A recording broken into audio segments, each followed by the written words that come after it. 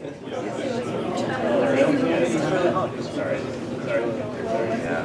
true. Oh yeah, we did. You're right. You should be. Oh, we ran a lot to get there. Yeah, we sure did. And then we ran a lot to get there. That was well, I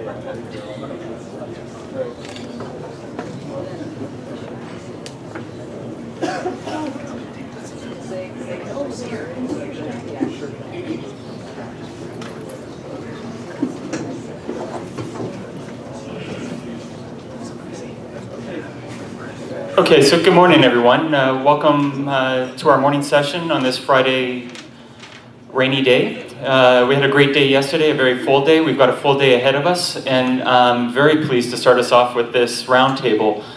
Just a couple of just really brief remarks. From what I've started to hear, our conference goers are already starting to refer to themselves as Extinctioners, which I think finds itself somewhere really interestingly, perhaps between God's Gardeners, the Corpse Corps, and so on within Margaret Atwood's trilogy. So Extinctioners, kind of an interesting coinage. And also I saw in the Globe and Mail this morning, I didn't have a chance to read it, but the headline up at the top was, "Are men obsolete?" Are we starting to not so much evolve, but start to devolve? So just to carry on with the whole question of extinction here. So let me introduce our distinguished panelists, and then we'll just open it up for a couple of position pieces, and then we'll have the conversation and questions, and we'll just flow from there. So beginning on my right and on your far left, we have Graeme Gibson, acclaimed novelist, past president of PEN Canada, founding member of the Writers' Trust of Canada, member of the Order of Canada. He's also been a council member of World Wildlife Fund Canada and chairman of the Pelee Island Bird Observatory. So,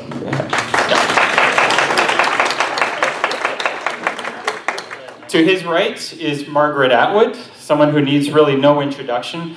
I'll give you a very brief one. Author of 40 works of fiction, nonfiction, poetry, and children's literature, translated into 40 different languages, which, if I'm not mistaken, one of which includes Latin, which as an extinct language puts her squarely in the mix of de-extinction, I believe. Single-handedly, perhaps, bringing that back. Winner of the Booker Prize, Giller Prize, Governor's General Prize, and many, many more. Ms. Atwood is also a current Vice President of PEN International, and along with Graeme Gibson, a joint honorary presidents of the Rare Bird Society within BirdLife International. So welcome.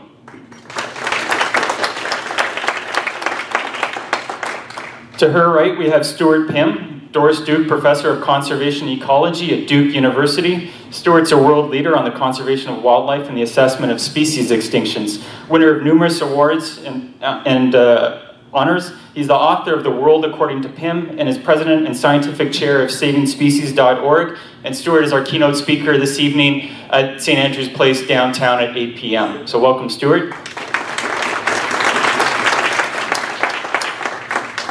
To his right, we have Gaby Mastromonaco. Gaby manages the Toronto Zoo's reproductive sciences program, including the captive breeding and the reintroduction of rare and endangered species. Among Gaby's latest projects include Urshun and Damao, the two giant panda bears currently found at the Toronto Zoo, among many other projects. So welcome, Gaby.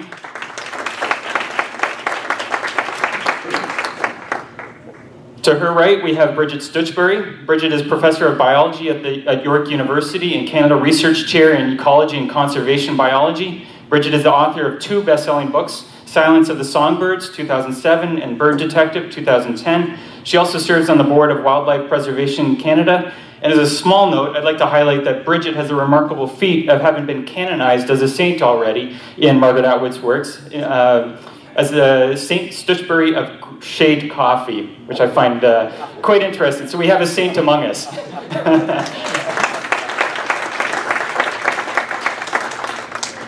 To her right, we have where we are, James Maclaurin, Professor of Philosophy at the University of Otago in New Zealand. James writes on philosophy of biology and evolutionary principles and is the co-author of What is Biodiversity and co-editor of a new New Science of Religion. So welcome, James. And lastly, on the right, we have Ron Sandler, Professor of Philosophy and Director at the Ethics Institute at Northeastern University. Ron is the author of Character and Environment from 2007, Nanotechnology, the Social and Ethical Issues, and the Ethics of Species from 2012. So welcome, Ron.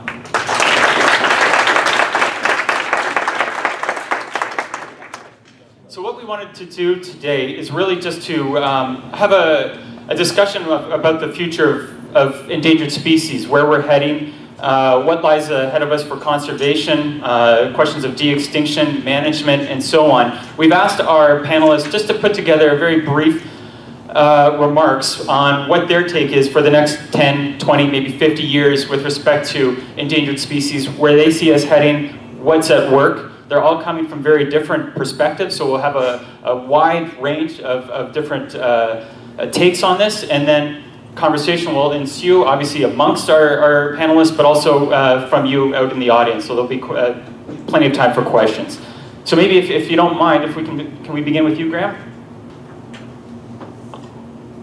I've been trying to figure out what is perhaps for me one of the clearest things to be concerned with, and what I'm looking at in a way is a kind of overview. For example, during the past 2 centuries or so, we humans have converted about 70% the planet's grasslands, about half the savanna biome, and nearly 1/2 of the deciduous forests, and it is going apace. Another point, I think, which plays very, very clearly where we are, that the UN Food and Agricultural Organization concluded recently that the demand for food will increase by around 70% by 2050. This stuff is going on, and when it talks about species or many other things, it's clearly that we are exhausting the planet in ways that reach into everything that we do. In charitable giving, in North America and in most of Western Europe, charitable giving, what is it? 94%, 96% goes to human causes. The 1.5% goes to our pets. And 1.5% of all charitable giving goes to nature. And anyone who's trying to say raise funds from charities are left out most of the time. And I think one of the clearest examples of where we are going wrong on some level is that those donations. It goes to us. I think another way to look at it, and it's very much of a writer's one, or very much of a personal one for me, is that I believe we will not and cannot save what we do not love. That we can't do it on principle. We're sufficiently self-indulgent as a species that if we do not love something, we don't pay much attention to it. And with our abandonment of nature, for children particularly, and for people being forced into cities, it's very hard to imagine where the sacred lies anymore. And so that when we come to try and figure out how to live with what is happening, it is all practical. It is not a sense of reverence in nature, which historically, as human beings, we had a great deal of reverence for nature and the natural world. We've lost much of that, I'm afraid. So that in a sense for me is the kind of overview. There's many other things, but this is an area which concerns me, and I'm not quite sure how we're going to proceed with it. Perfect, thank you. Margaret? If I may call you Margaret? Thanks. give it a try. I once had a bank manager say, "May I call you Margaret?" "May I call you Margaret?" said the bank manager. Then he called me Margaret Lawrence. He was, it's a common confusion. I'm a writer. I make things up. I also grew up with the biologists. I understand how they think. And I also do quite a lot of interaction with members of the general public. And I think I have a simple point to make to you, which is that members of the general public don't think the same way biologists think. You may have discovered this on your own. And what you really need to communicate with members of the general public and get your point across is a convincing story that is easily communicated and speaks to them. And I will tag on to something Graeme said, which is that you can't say what you don't love. And I think it's essential in this respect to enlist the support of religions.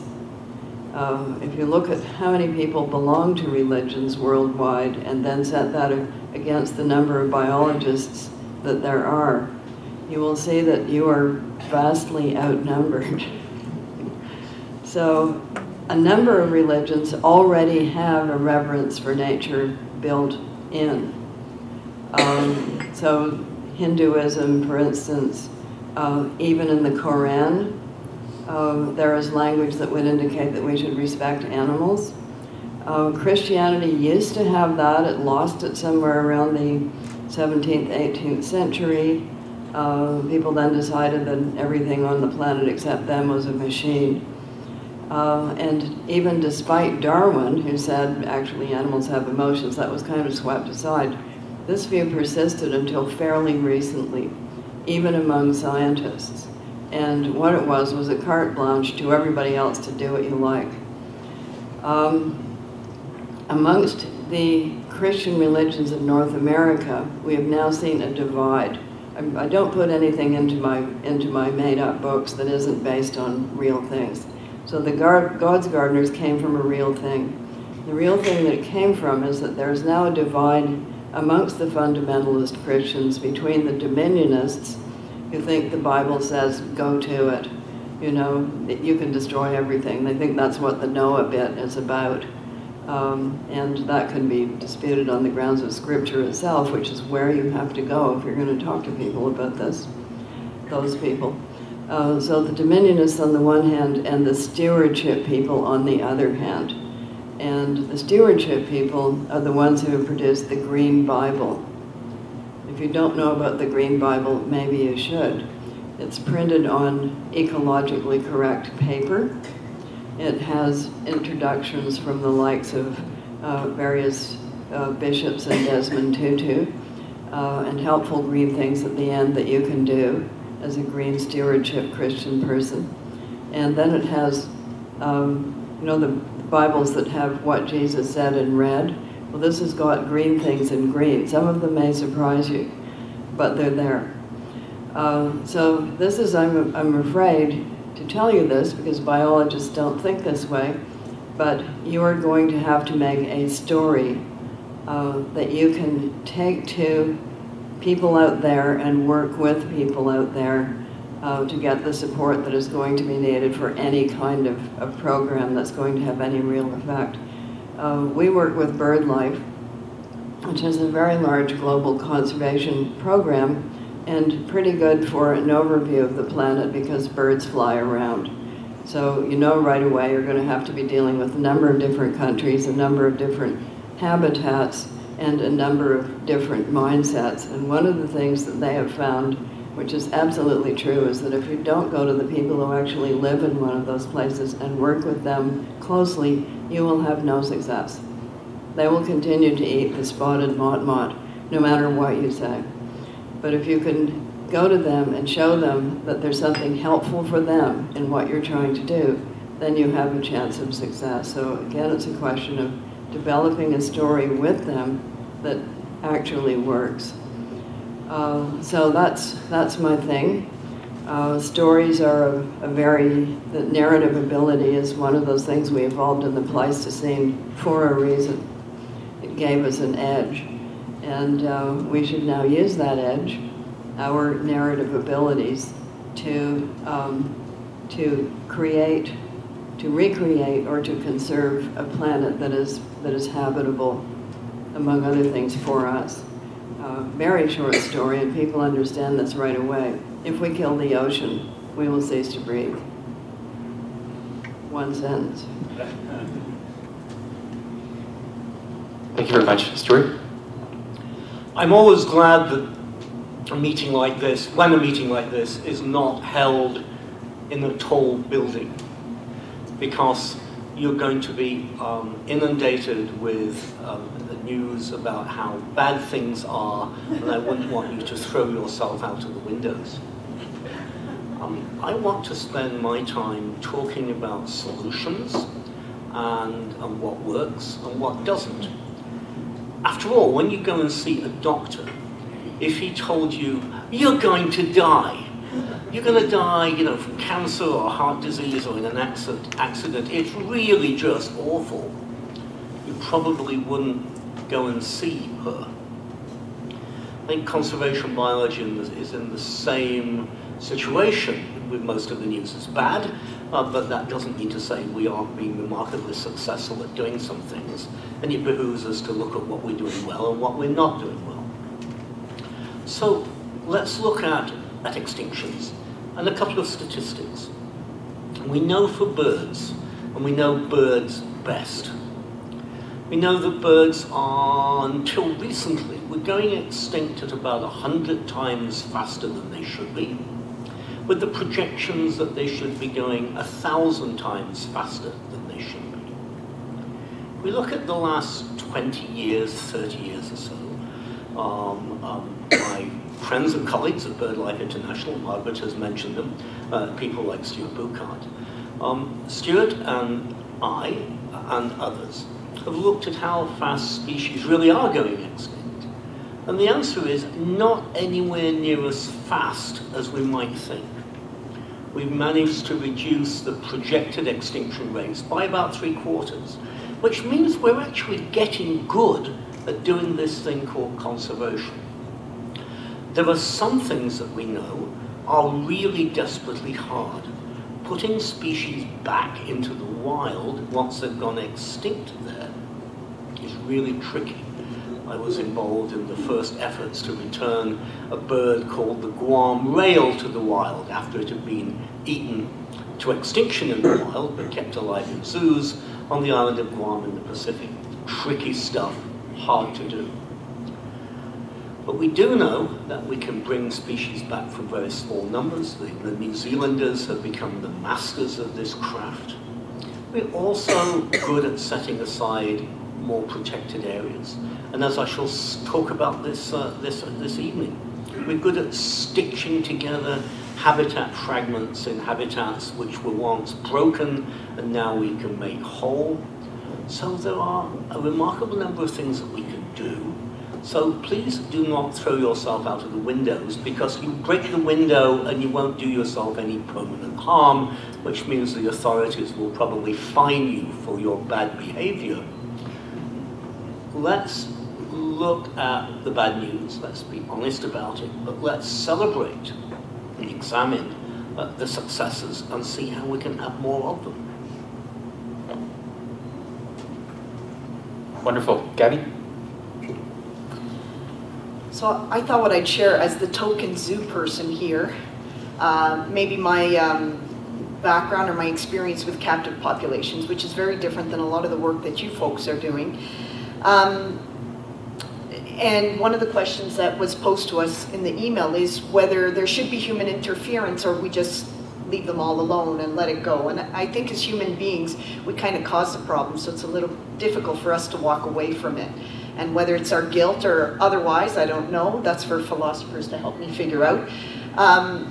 we need to do something about it. So while there's an amazing group of people that are out there doing the habitat restoration and preservation and working with the in situ populations, then there's a group of us, whether we're loved or not, that's a question that can be up for debate, but that are working with ex situ populations in captivity, or the more correct word, in human care.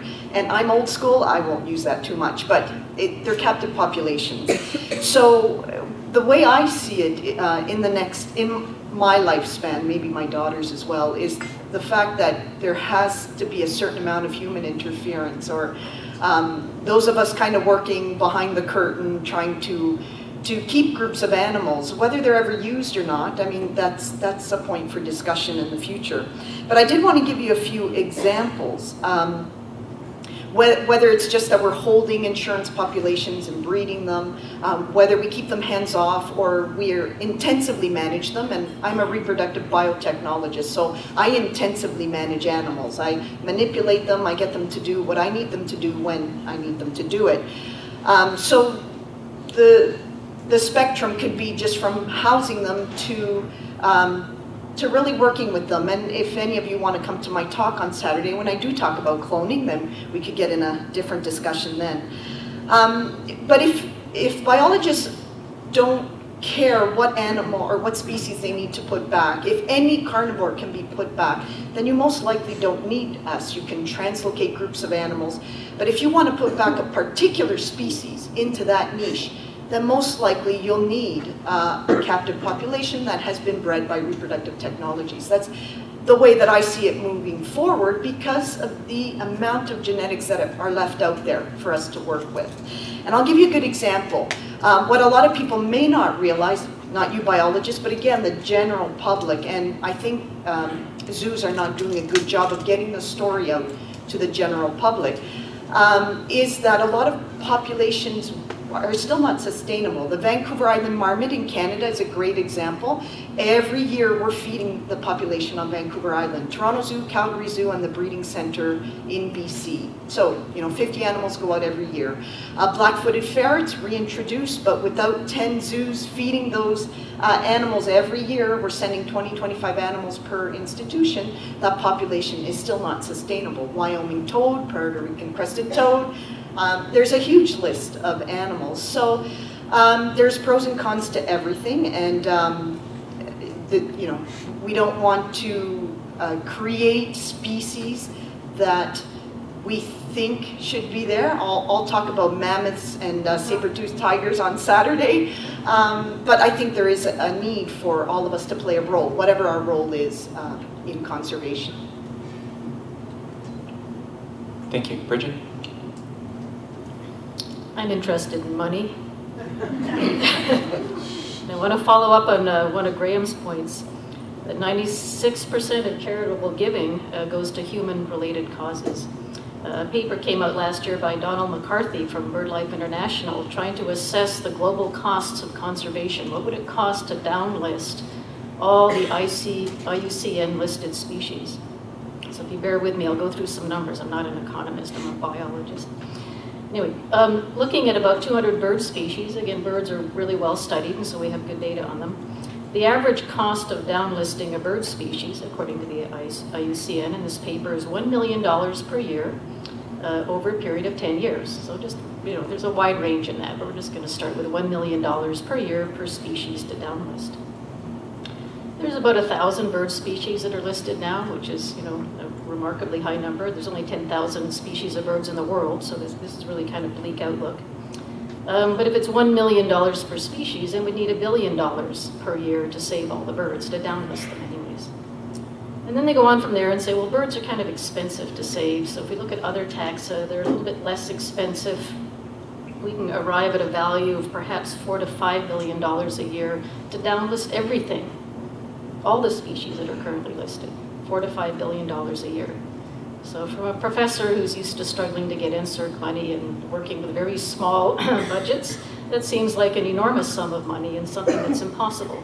So again, following up on what we've heard already, we don't have to necessarily have this bleak outlook.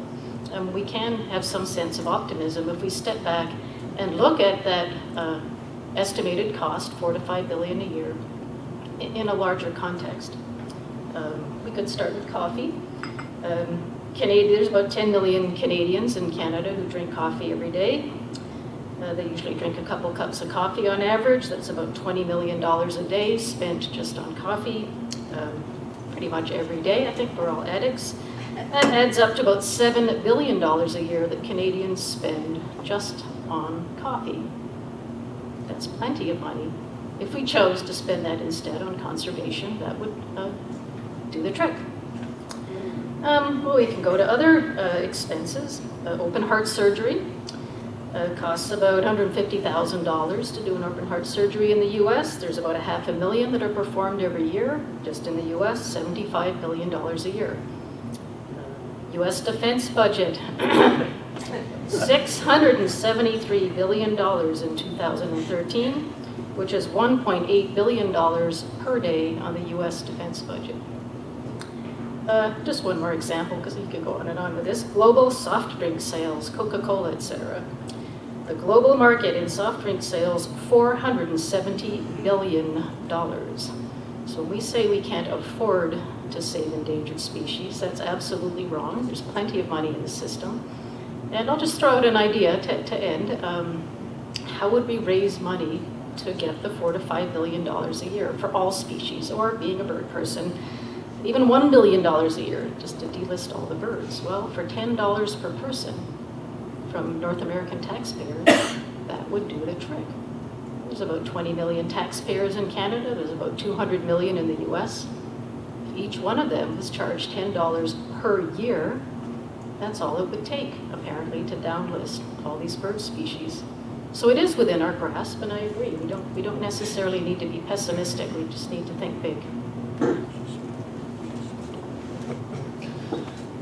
I'm a philosopher of science, and being a philosopher, I'm going to ignore the request to give a position piece, and instead I'm going to ask you a question, because that's what philosophers do. And being a philosopher, that may take a few minutes. So here we go. Won't be too long, I promise. About 20 years ago, Dave Rupp, the paleontologist, wrote this wonderful little book called Extinction, Bad Genes or Bad Luck. And he did us all this wonderful service, because as we all know in the conservation game, it's particularly frustrating when you meet people who don't have our interests and our concerns, who don't care that much about conservation, and you talk about extinction, and they say, well, you know, doesn't extinction just happen? But it just happens, doesn't it? You know, it's the way things go, and the arms start whirling, and they're just, you know, extinction. There have been lots of extinction events in the past, haven't there? Wonderful thing about Dave Rupp's book is that it allows you to wheel around them and say, well, let me tell you. Because what Rupp does is tell us that there are different sorts of extinctions. So he abstracts away from the proximate processes, and he tells us about 3 types of extinction events. He's backward-looking, he's interested in paleontology. I'm going to be forward-looking, but use his tools. So just quickly, lots of you will know this, just quickly, you can have fair game extinction.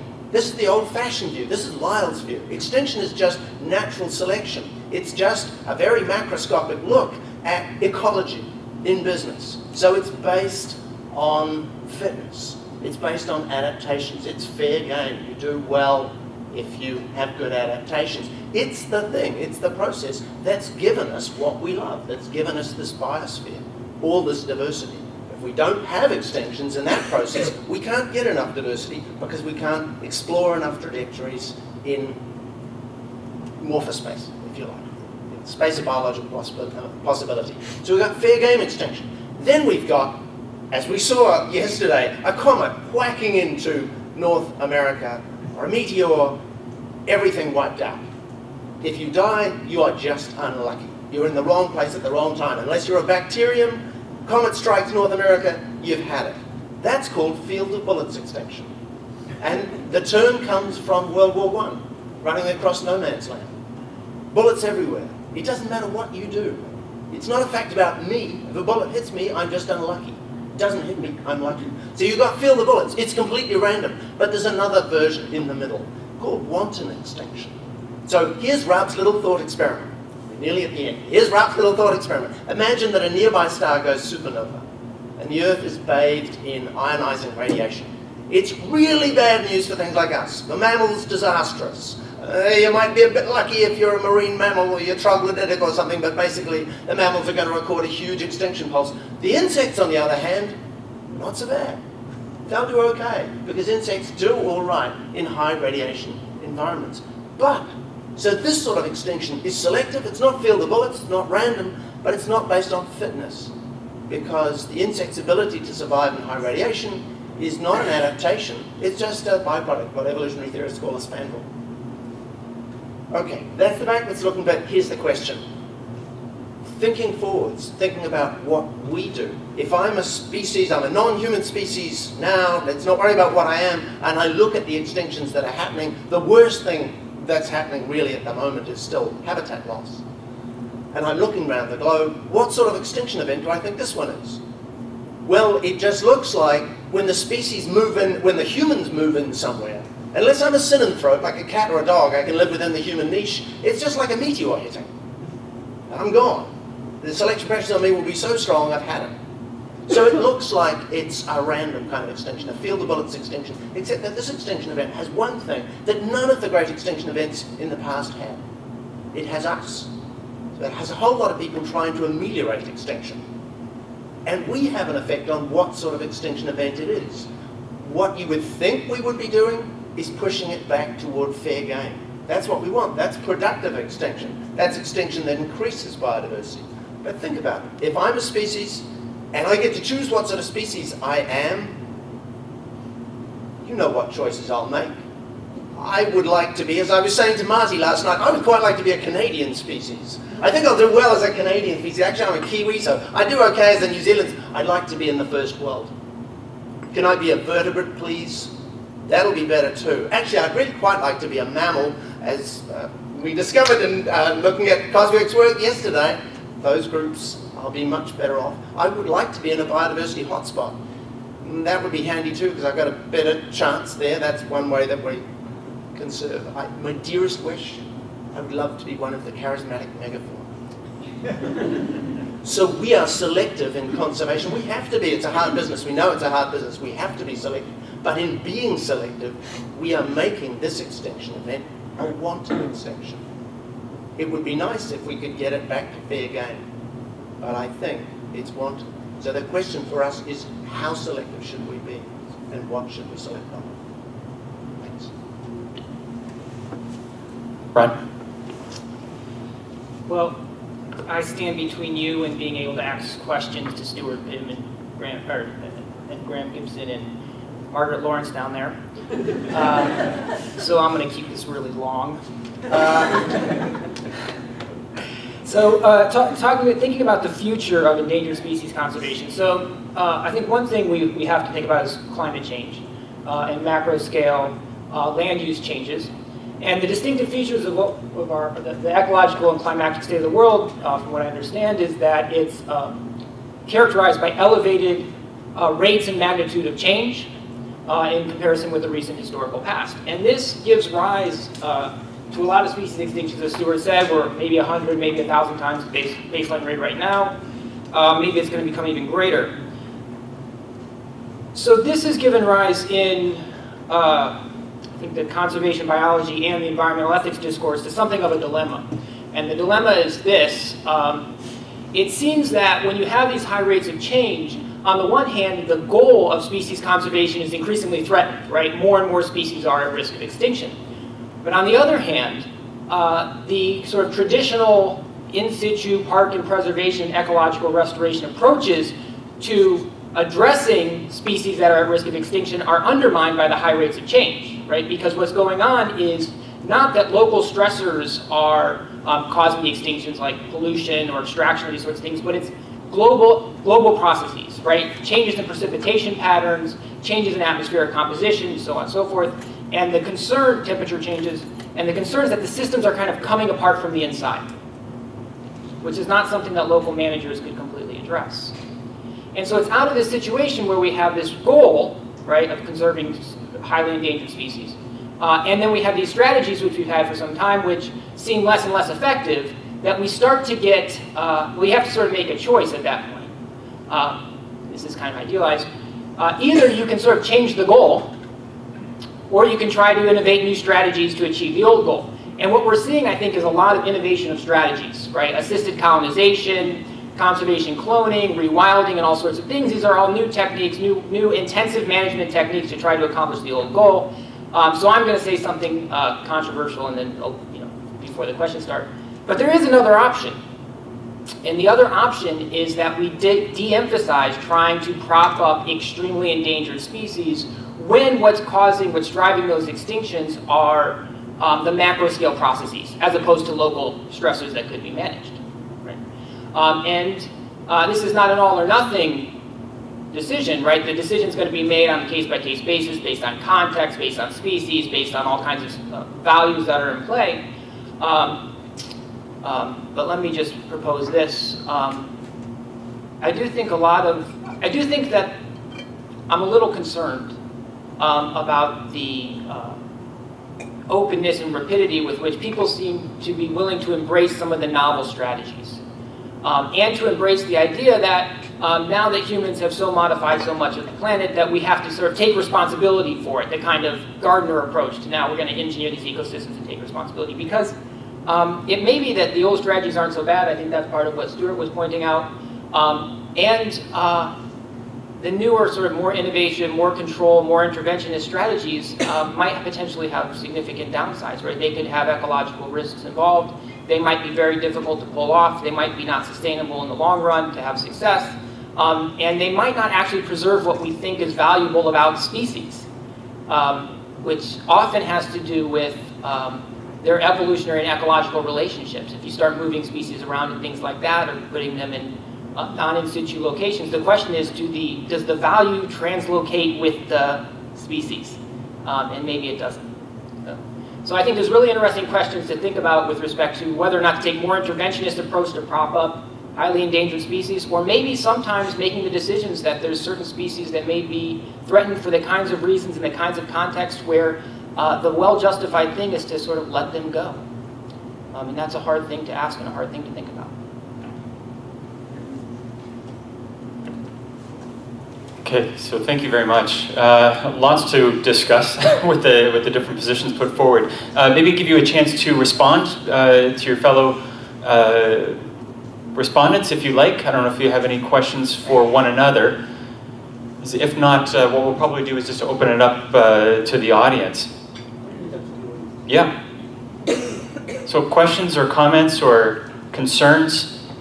Arnie? I'd like to hear, sorry, can everybody, do we have a map? Yeah.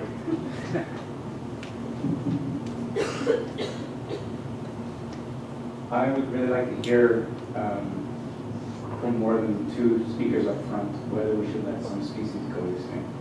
And the challenge has been put out to everyone. No. I'd like to hear why. Well, I am always, I love you guys. You're all conservation professionals. You're all, very sympathetic to conservation. And you're all pathetically politically naive. Wise up. Now, I should say, I don't know whether Canadians watch a program on television called Game of Thrones. Do you know what Game of Thrones is? One of the characters of Game of Thrones is a chap called Ned Stark.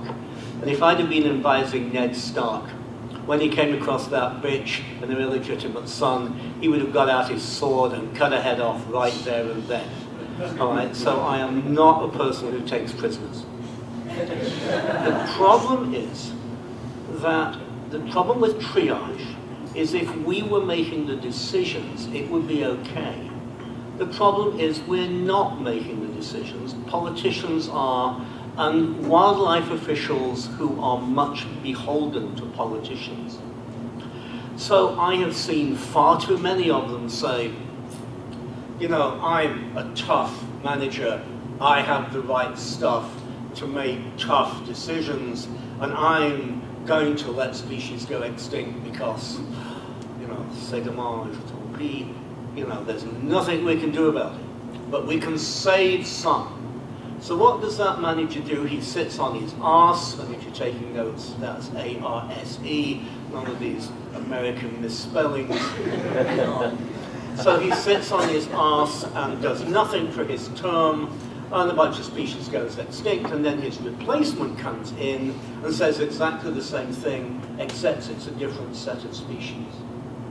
So with this, and with the subject of de-extinction, we have to be politically savvy and realize the moral hazard of certain kinds of choices. It's with medicine. We don't have triage in medicine, and the consequence of that is we have pushed the limit of what medicine can do. And with conservation, what we have done over the last 25 years is spectacularly push the limits of saving species, so that species 25 years ago that would have had almost no chance now can survive. We have to do that, recognizing that the political pressures are always going to be to write species off. Wouldn't it be convenient if we wrote off the polar bear, we could have global warming? Anybody else want to respond to that? Yeah. I just want to ask Anna what it is to let a species go extinct. Because, so what are we saying here? Are we saying, you know, we will see it and we will leave it alone, we'll put it in a wilderness and it will be untouched? No, we're doing that, aren't we? I mean, I don't understand the question. But we look, are exactly making the choices already. Even by not deciding, we're making the politicians are making the choices already. Politicians are. I was asking whether. And we are too. For the speakers, we need a microphone and maybe just put your hand up, please. We are making the choices as well. We are prioritizing species. That's not right. When we make choices about how to distribute conservation resources, we inevitably are giving some more resources to some species and less to others. And that just happens because some species are in countries that are just better at doing this and put more money toward it and can get more money out of their populace.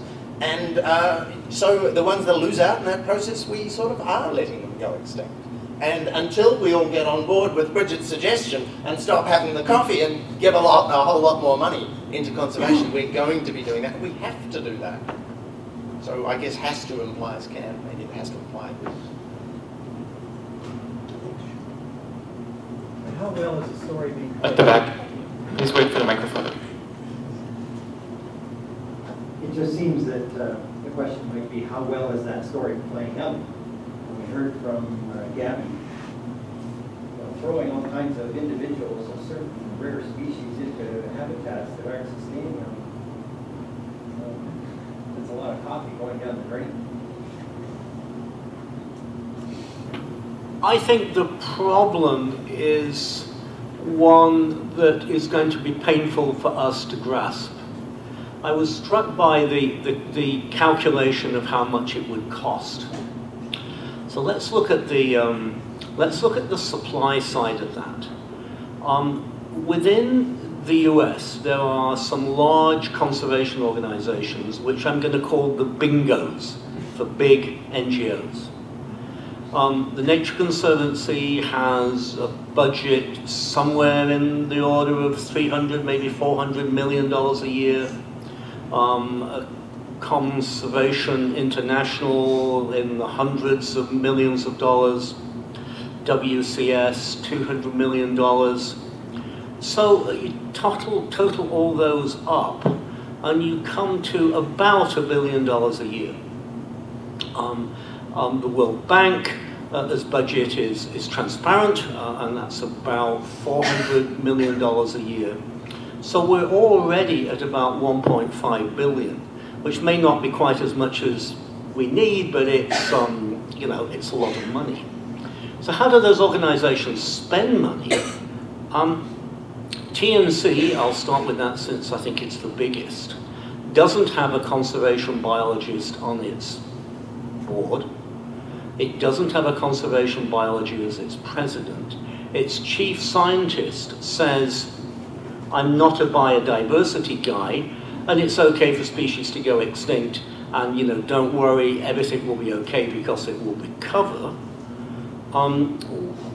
what TNC protects basically is very expensive real estate in the northeastern United States, providing green spaces for rich people who do not want less rich people to live next to them.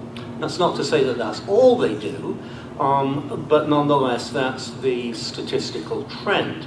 I'm not trying to say that's bad, I'm just trying to say that's what they do. World Wildlife Fund likes big, cuddly, charismatic mammals, so do I.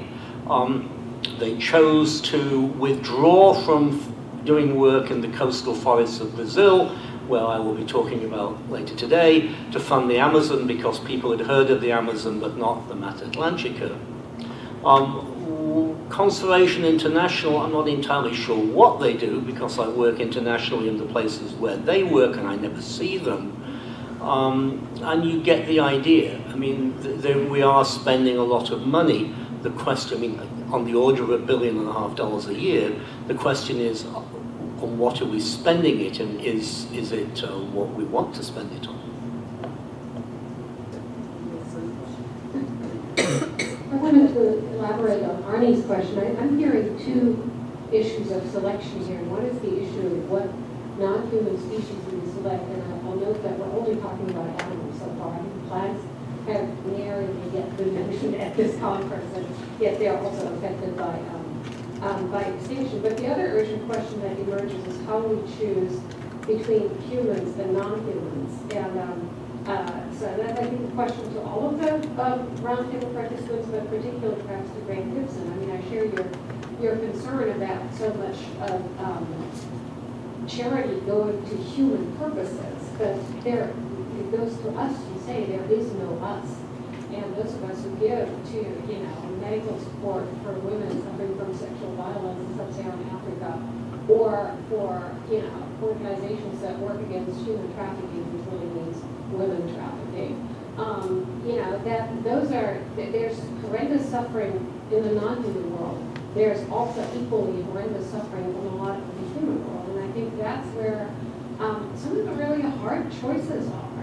What choices do we make? Because I don't think it is as easy as an us. There is no global human us. I mean, there's a lot of humans that are on the receiving end of our coffee drinking as well. I mean, anybody who's watching Black Gold or any of the documentaries about that knows what misery our coffee drinking is causing, not just to the non-humans. And so I would love to have some guidance from the roundtablers as to how we allot that, because I think that's where the really hard choices are, and where also the sometimes nasty history of conservation kicks in, where conservation has been known to be to perpetuate imperialist and genocidal policies against indigenous peoples and people who lived in ecosystems for millennia sustainably, who were then displaced because we needed a national park there. So I'd like to hear how we solve this. I don't know that I have any answer to this, but I think there's not just a choice between different species, but also the choice of what do we give up in support for humans who need our help by supporting non-human species.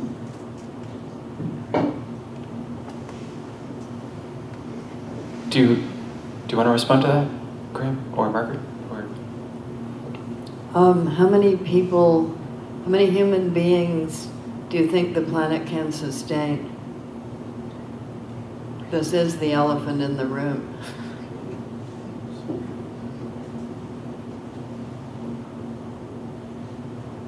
I'm asking you. Can you ask the question? Yeah, how many people can the planet, how many human beings, how many of one species, namely us, can the planet sustain? I don't think that's the problem. I think the problem is at what standard of living and within what kind of economic regime. The question of overpopulation is, I think it's real, but I don't think it's the central question. It's how do we, the resources that we extract, how do we distribute them? Obviously, if we look at the standard of living of an average Nigerian or Indian, we can probably support 12 or 13 billion. If we're going to look at the level of North Americans or Canadians, probably more like 2 billion, right? I mean, that whole question of carrying capacity as Joel. Yeah, but there's a cap upper limit no matter which way you slice it. There's still an upper limit. Yeah, because you cannot blanket the entire planet with human beings. You can't do agree, it. But I think we need to think about who are the people who mostly die right now, and it's not the white rich people, right? So if you're suggesting that we need to reduce numbers, I think we need to think about, whose numbers are already needed. And the behavior of the numbers, I entirely agree, but there's still an upper limit, no matter how you slice that. Yeah, I don't Ron? Okay, thank you. Ron, do you want to jump in? Yeah, just a few thoughts. One is that the kinds of resource reallocations, right? It wasn't assistance to women who are abused. It was coffee. That's different. So that's one thing. But the other thing is that I think one thing to look at is for win-win situations, right?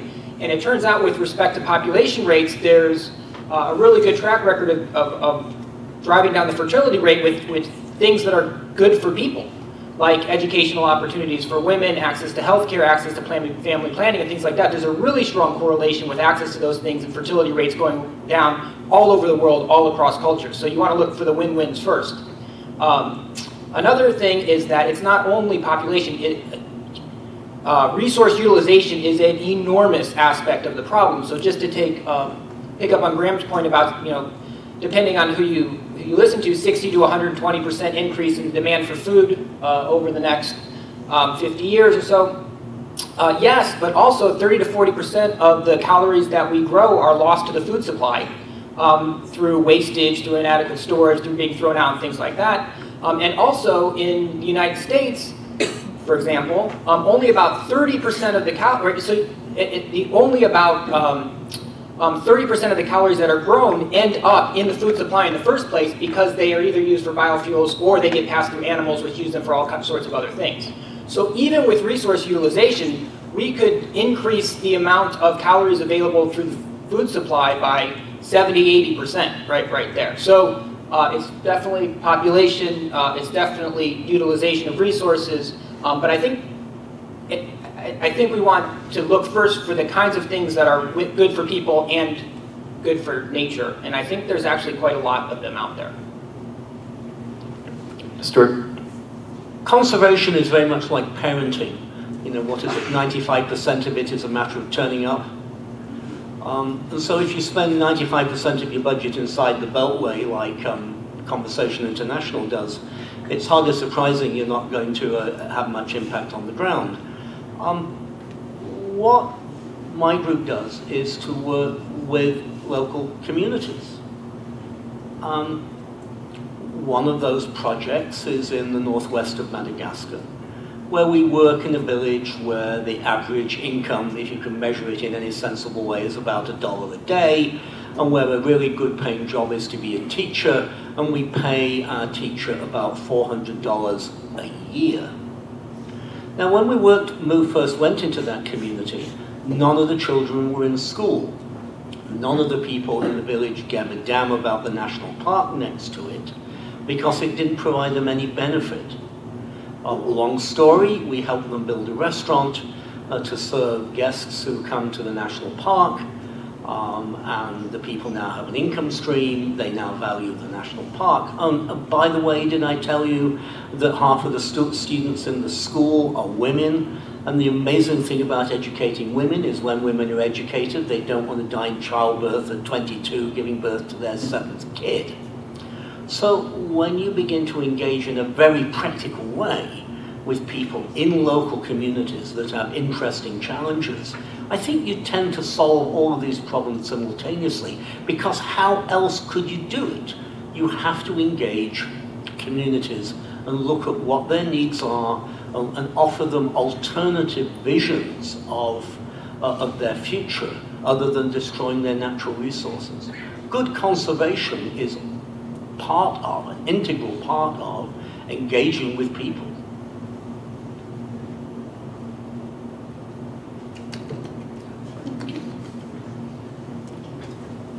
Alvin. I'm going to change the tax here a bit. I've been really interested in the idea of how we make the choices we do in terms of conservation of species in particular. So I brought this up at the Science Cafe and then you can get in there. But it strikes me that, and brought up by one of the panelists there, you know, if I was an endangered species and I wanted to be saved, I'd want to be, you know, a charismatic megaphone. Right? I'd like to be cute like a panda bear. I'd like to be, you know, fuzzy and charismatic. And yet, I wonder if that's the best place to put all this money that we want to put towards conservation. Why do we spend $5 to $10 million on 2 panda bears that have come over from China? And why are we spending all this time and energy? And in full disclosure, you know, Gaby and I have worked together, we've had a lot of discussions about this kind of stuff. Why would we do that? Why? Because it seems to me that if you were going to take that $5 to $10 million, you could probably do a lot more good in terms of conservation by buying land, right, or doing something other than trying to make these poor bears have babies. You know, it's a very interesting thing.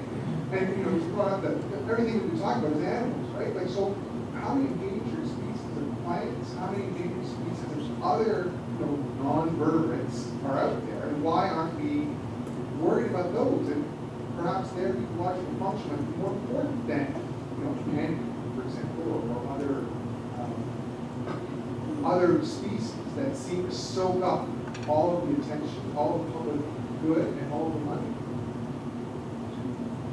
So, I'm just going to jump in there then. Seeing as we're the only ones that have pandas in Canada. So there's 2 sides to every coin. So the World Zoo Association has mandated zoos. Again, I can't talk for in situ populations because I'm not there. The World Zoo Association has mandated zoos to pick up amphibians and reptiles and insects and species that are in the biomass that really needs our help. And we have that as a mandate. I was on the advisory board to the National Zoo in DC for many years, so I know all about panda politics. I know how brutally expensive it is, and I really share your pain, my love. However, there's another side to this, and that's what's happening in China. Remember, pandas are actually from China. So what are the Chinese doing about pandas? Well, the interesting thing is they really understand pandas because they're good politically, you know, they can curry favor with your prime minister. But what they're doing in China is to create a very, very large number of reserves and protected areas, national parks in Sichuan and the one neighboring province that has pandas. And those reserves are really spectacular. They're doing something else too. If you haven't been to China lately, you don't know how China is changing. Those reserves now have really, really nice visitor centers. They are open for business. They want you to come to these reserves. You may not see pandas, but you'll see takin, and you'll maybe see red pandas, and you'll see a whole variety of other spectacular wildlife. So the panda politics has been a boon to Chinese conservation. But what good does it do to protect pandas? Well, it turns out if you protect pandas, you protect a good fraction of China's threatened bird species as well, a good fraction of the threatened mammal species. Alas, you do a really miserable job of protecting threatened amphibians because they're in different places. But it turns out that protecting pandas has been really good for protecting biodiversity in China. So, you know, we need to take these political victories as we're given them. As I said, I'm a no prisoners kind of a guy, you know, and if, you know, Stephen Harper and the Chinese sort of want to get into bed with pandas, as long as it's doing good for conservation in China, let them get on with it. I just want to quickly join the dots here, because I think the answer to this question actually came up in the initial position pieces. It was given to us by Margaret and Graeme. Conservation is expensive, and people will put money and effort into what they love. But human beings are such that we just don't love all things equally. It's just the way it is. We don't love the creepy crawlies, we like the furry things. And that's the political facts. So we can get wins, as Stuart points out. We can get wins by saving whole ecosystems, when actually the charismatic megafauna are the ones that are doing the political work for us. That's as good as it gets. So we have a selective extinction there. That's the way it is. If we want to do something else, then that's going to be expensive and hard to fund and hard to work. Maybe we should. Yeah, Mark, Franco.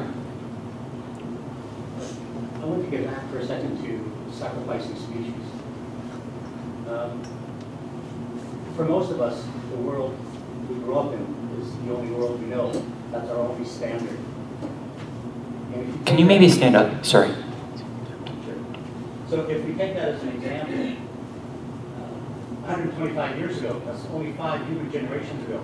If you were here in Sudbury, where Sudbury was just beginning, you'd be in the heart of the largest red and white pine forest in North America. You'd be hunting woodland caribou. You'd be hunting elk, and occasionally seeing an eastern cougar. You have to ask yourself, in just that short period of time, why aren't Sudburyans demonstrating in the street, to bring those back? So I ask you the question, can our generation truly measure the loss of something that was lost in the previous generation? Can our generation measure the loss of something we've never experienced? It's really hard to devote a lot of time and attention to something we've never experienced. And as a counterexample of that, we have pileated woodpeckers here in Sudbury. It's mostly outside the city. And if tomorrow somebody were to say there's only 2 pileated woodpeckers left in all of the world, I think you'd have people demonstrating on the street, because most of us have seen pileated woodpeckers. It's part of our life. So using that as an example, if our generation would purposely say, let's sacrifice this species because, and the world would be still okay, think of the next generation then, and that is their standard. They have less species to work with, and they use that as a rule. We can still sacrifice more. It's a slippery slope. But in just a few short generations from now, in the future, I don't think it'll be the world we are growing up. And I really would fight that argument that, okay, let's sacrifice some species. I think if we have caused the decline of a certain species, this generation, is the sole generation that is responsible to bring that back. It's not going to be the next generation. Fortunately, we are discovering science that can restore, hopefully, some species that are near or even extinct. That's great. But my God, we're spending so much more money. And if we use the health example, let us put money into preventative measure rather than the more costly approach to solve the problem afterwards. Any comments?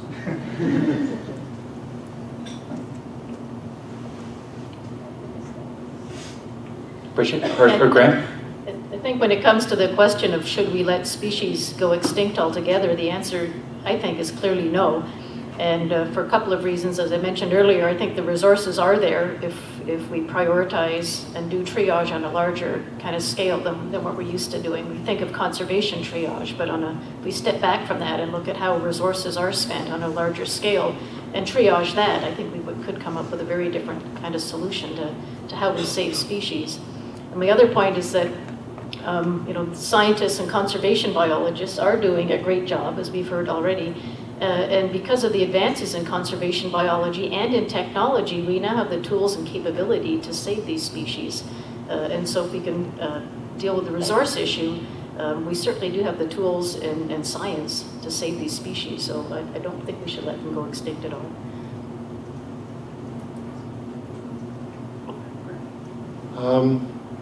One of the things that troubles me, continues to trouble me, is the heroic work that people are doing as they can on behalf of the natural world and for species within it. But if you then look at the center of big cities, or you look at the terrible poverty of so many people grabbing at whatever they can around the world, and you wonder how many of them ever think of us. Either they can't afford to, or else they're now living in school systems where nature is not known. Kids are carrying home great bags of stuff to work at home. They can't play in the streets anymore. And they don't know what nature is. They've never seen most of the animals they eat. And so that we do this. But on some level, it's in danger of being a rearguard action. What do kids know and feel about the world and about nature? And after all, the species are simply part of the natural world and the habitat, and that all comes together. But if they don't know anything about it, they don't feel anything for it, how successful are we going to be?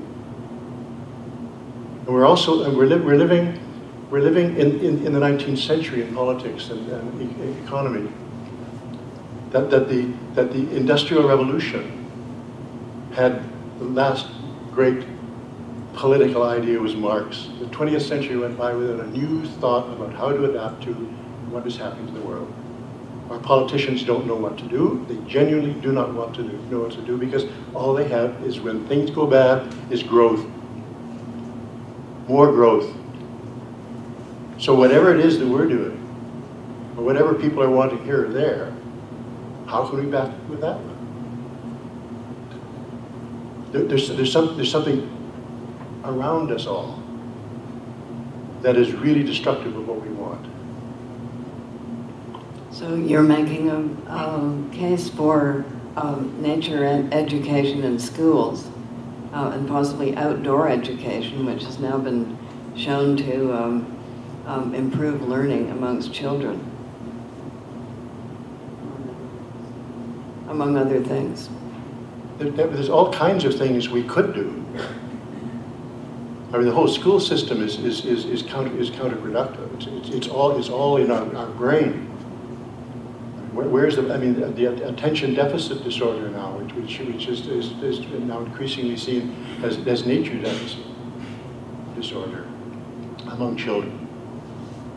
You know, there are many things we could do, but we don't have a collective process to do it. Did you still want to respond, Ryan? Yeah, I'll say a couple of things.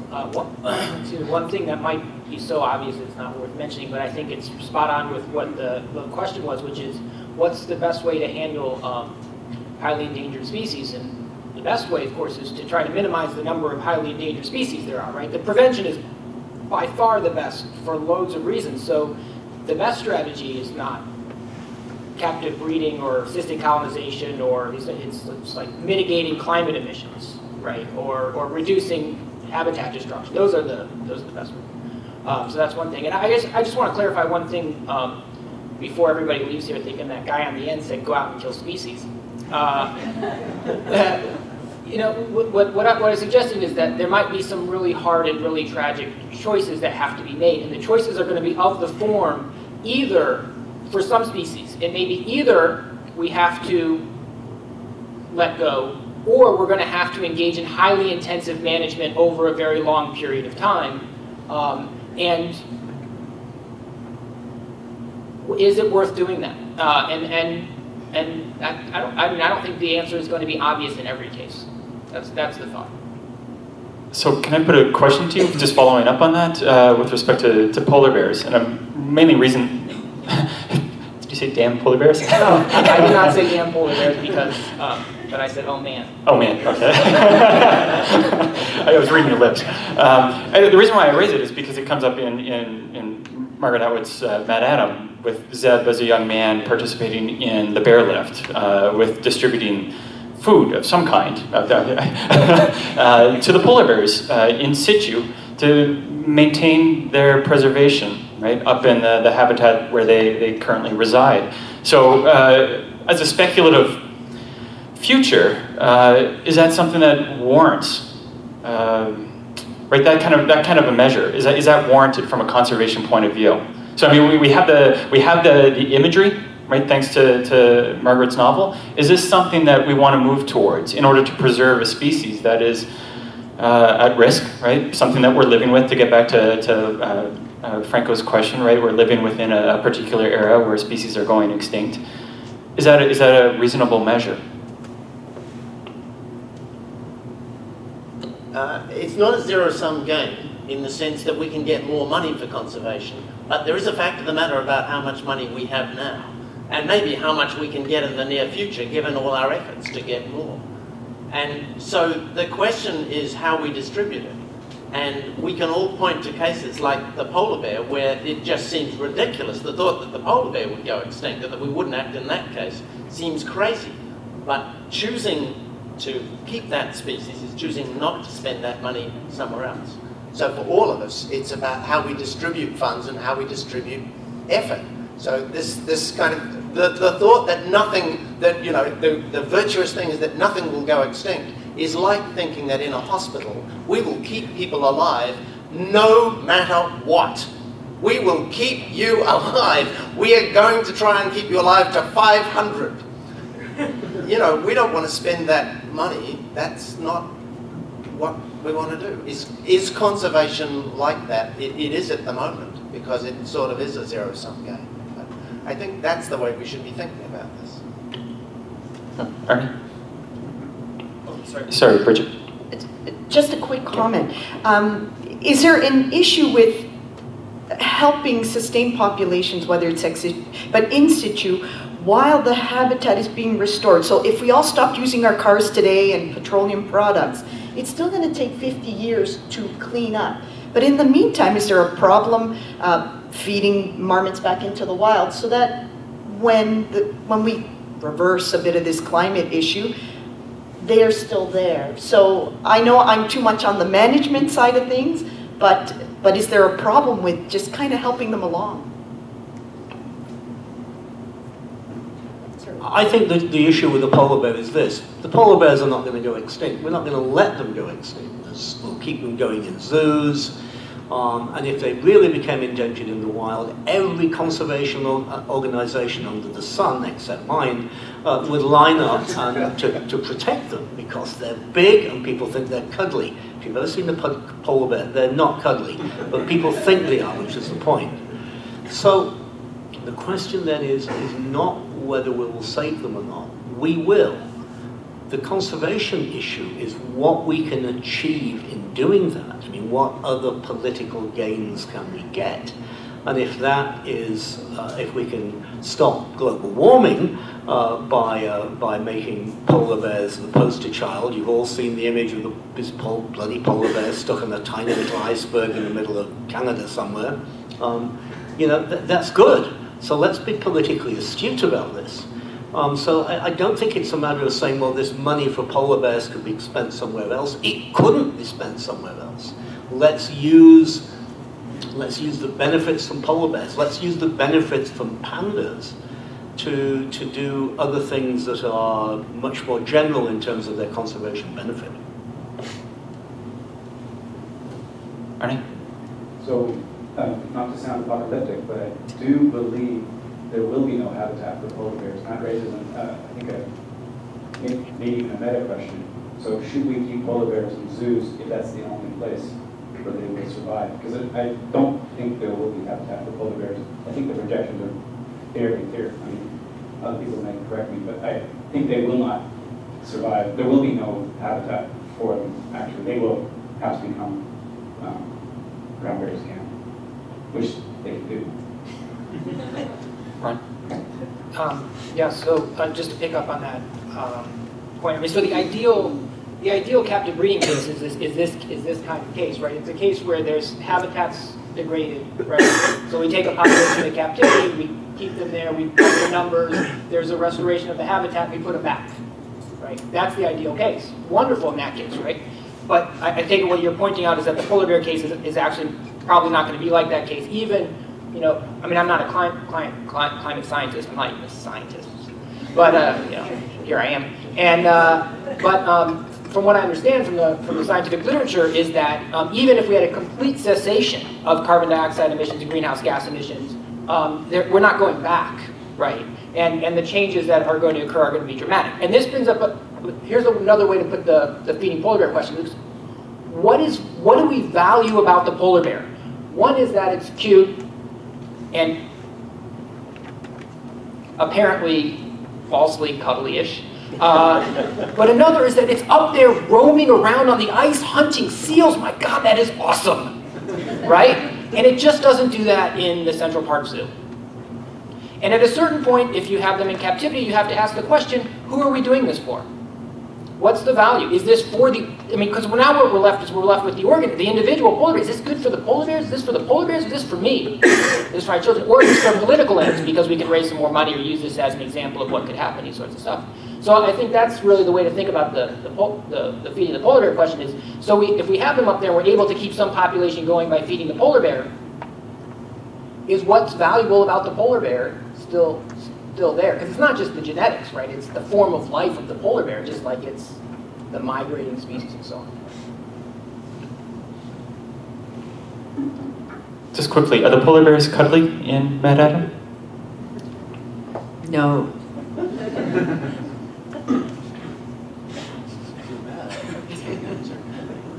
I wanted to ask, what tangible things need to happen to have a global society that understands and values biodiversity in the ways that need to happen for us to conserve what we have left?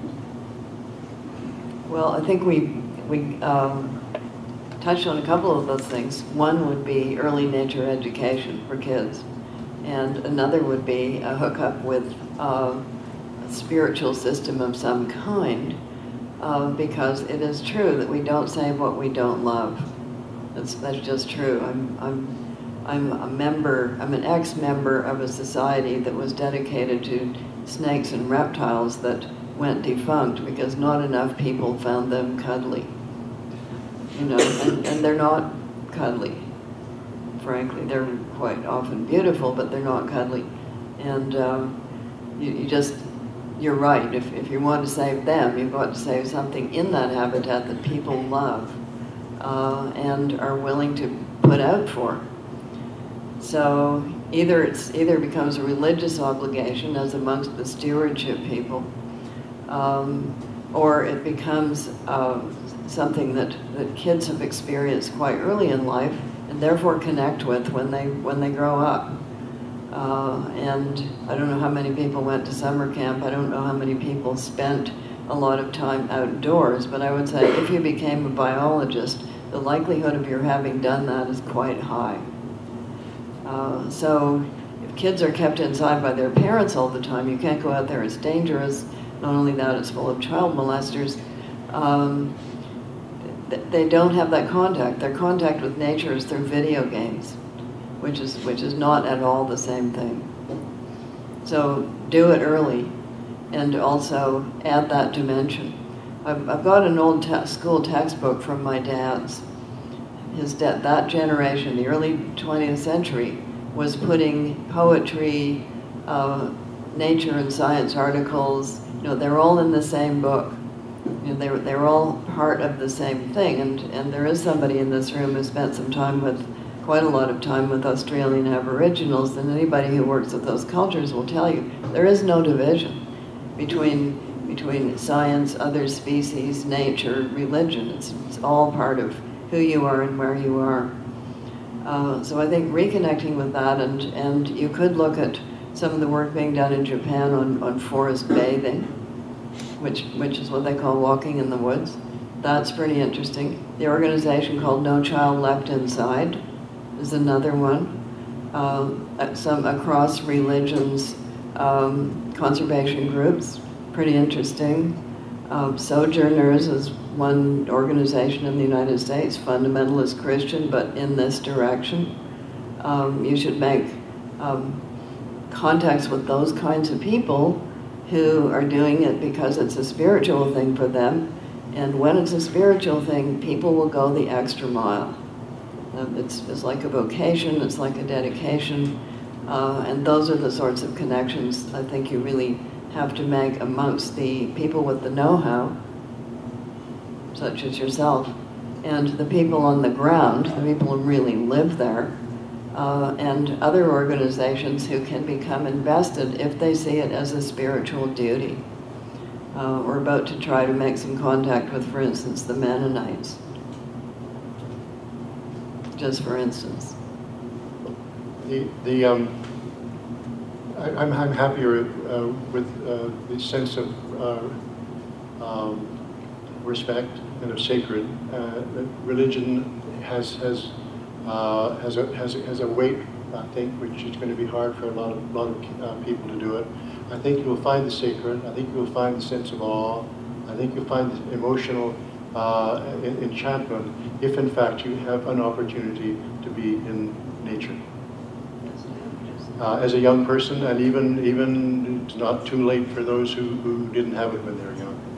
I mean, if you find yourself in an area where I mean, the great apes, one of the extraordinary reports I read many years ago, someone was working with the gorillas and found that if there was this particularly beautiful sunset, dramatic sunset, some of them would stop what they were doing and they would sit and look at it.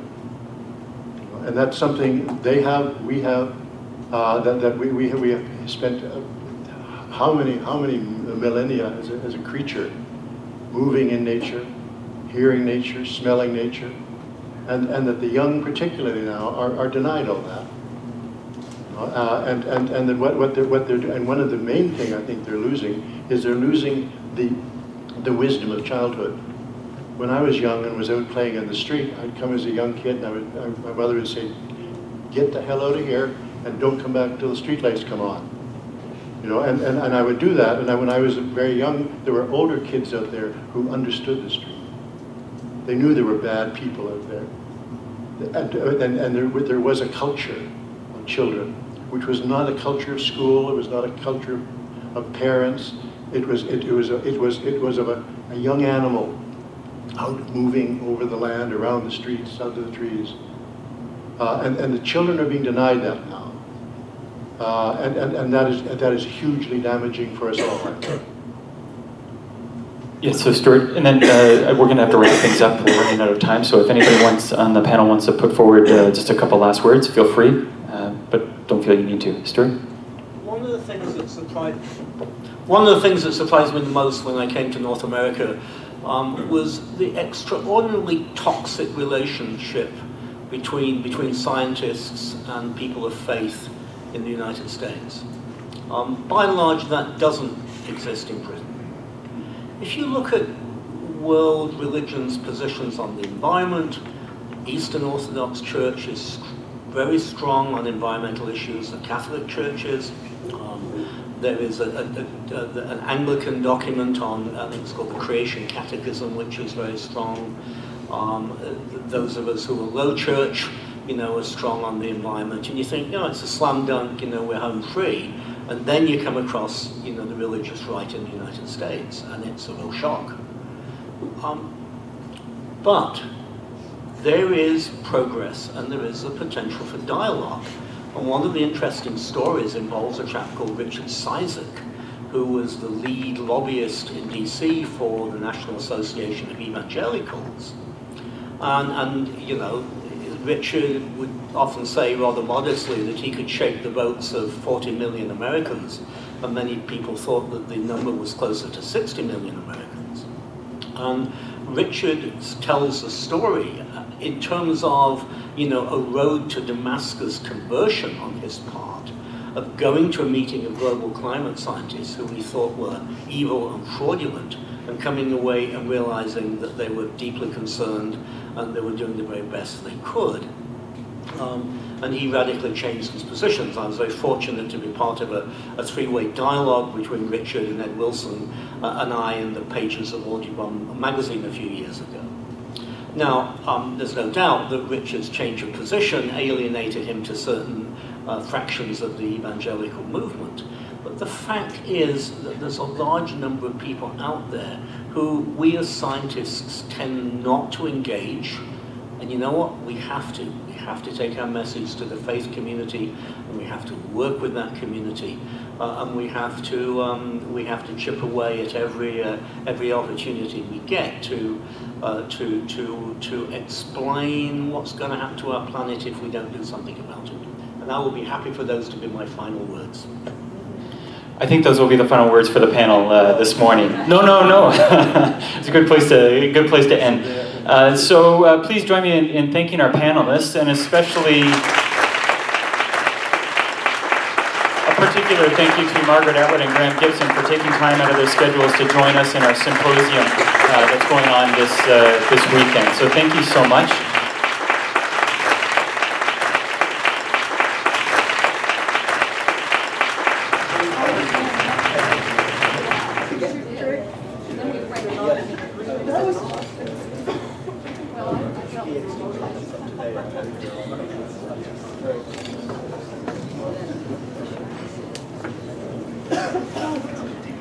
They